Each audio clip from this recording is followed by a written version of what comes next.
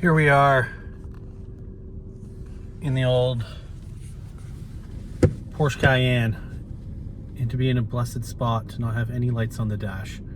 Now, after we did the LED light install, every once in a while when the vehicles, or the lights in particular, are really cold, it will throw a code that that it seems like the bulb's out. Now, the bulb's not actually out, and it doesn't, you don't actually have a bulb out, so the bulbs are working, but it just gives you the little symbol that says it's out, and which is annoying. It's annoying to have any lights on your dash. So the great thing about it right now, because I've driven the car and got out to do something, hop back in, it's now off.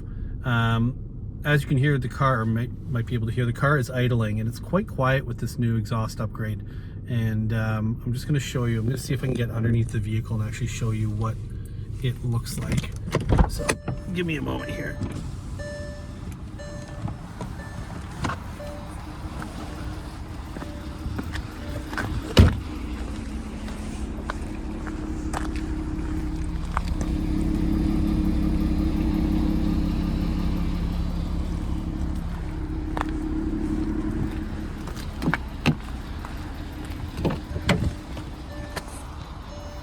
Have to unlock the car.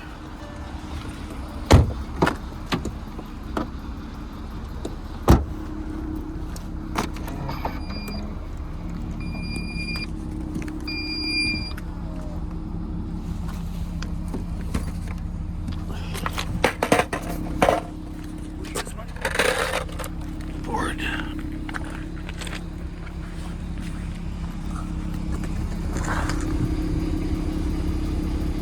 See there, kind of through there.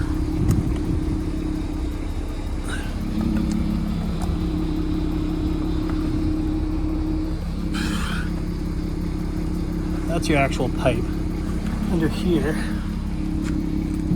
inhaling all the exhaust fumes.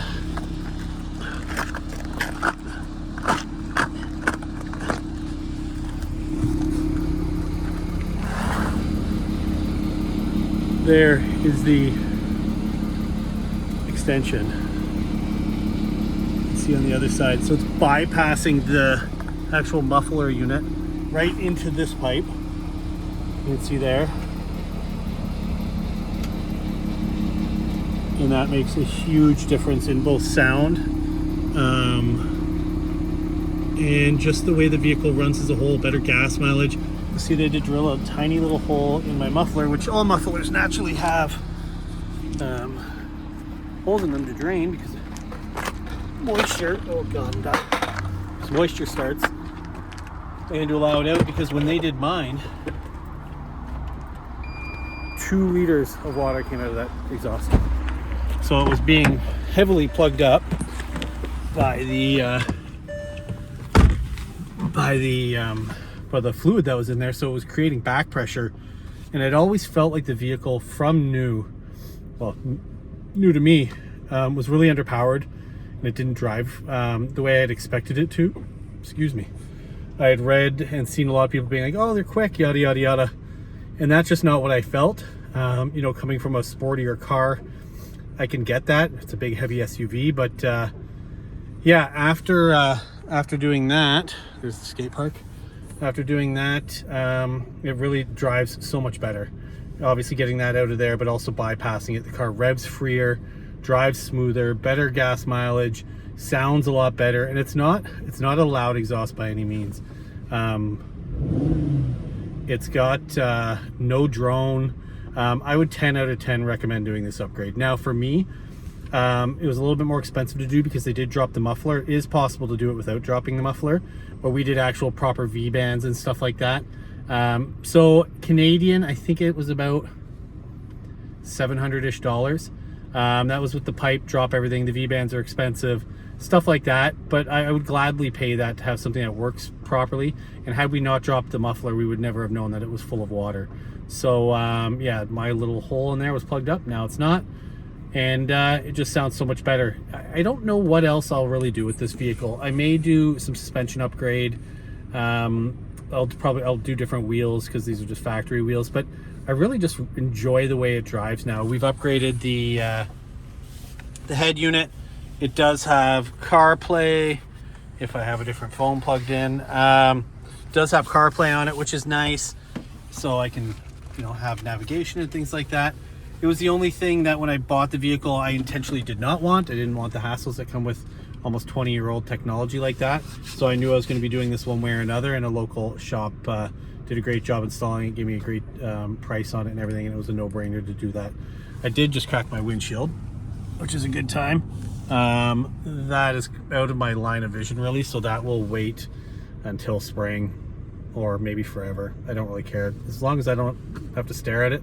I'm not that bothered. Yes, I get and I understand the safety concerns about it, but this is how it's going to be for a little bit.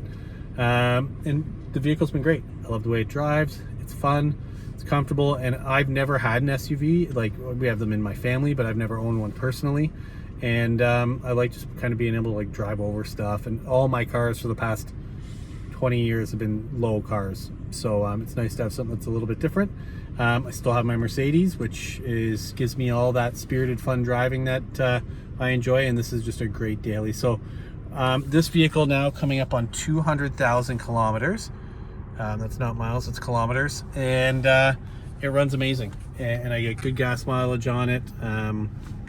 Nothing more I could really ask for out of it. It drives great, and knock on wood that we don't run into any issues with it, but right now she's chugging along. This is the V6 version.